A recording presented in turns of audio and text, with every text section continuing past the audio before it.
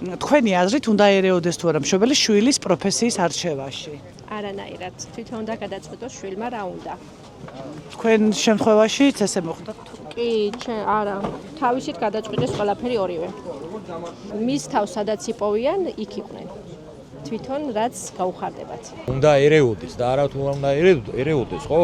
უნდა იღებდეს მონაწილეობას კიდეც ბევრი ისეთი საკითხის ჩამოყალიბებაში, უნდა მისცეს, ასე ვთქვათ, მიმართულება. Რა თქმა უნდა, არ უნდა ეწინააღმდეგებოდეს მკვეთრად მათი აზრები და მით უმეტეს თუ თანხმედრაშია, მთლად უკეთესი.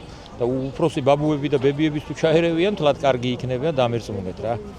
იმიტომ რომ გამოცდილი ხალხია და ის სკოლა აქვს გავლილი, რამაც ეგრეთ წოდებული საერთო განათლების დონე დაუტოვა ჩემ თაობას და ჩემზე ბევრად უფროს თაობას. შვილის პროფესიის არჩევაში არა, ანუ რეკომენდაცია შეუძლია, თორე ისე რომ ურჩიოს მშობელმა და აძალოს ბავშვს ან რაღაცა, რა თქმა უნდა, არავითარ შემთხვევაში.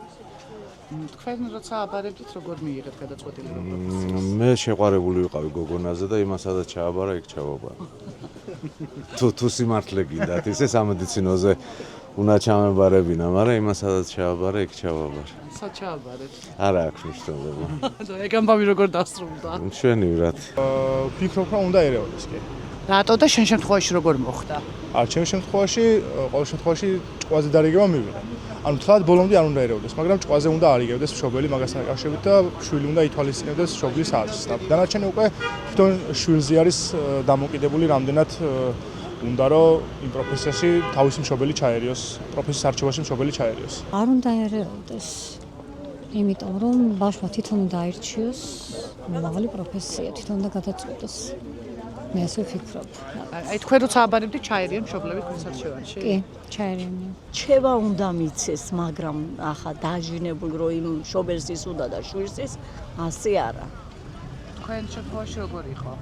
ჩემ შვილს სულ მოულოდნელი იყო, ჩემთვის ოცნება იყო შვილი ექიმი ყოფილიყო, მაგრამ მოულოდნელი იყო რომ შეიტანა საბუთები. მანამდე არ ვიცოდი. და ექიმი მყავს შვილი. ჩემი აზრით, სრულიად დამოუკიდებლად უნდა აირჩიოს ბავშვმა საკუთარი პროფესიული განვითარება და გზა. მშობლისგან დამოუკიდებლად. კარგი, შენ შემთხვევაში როგორ მოხდა თუ არ აგირჩევია ჯერ პროფესია? ნაწილობრივ მშობლის რჩევით ავირჩიე, მაგრამ რა თქმა უნდა, საკუთარი სურვილიც მქონდა და მიზნებიც. რა პროფესია, რაზე ჩააბარე? ქართულ ფილოლოგიაზე.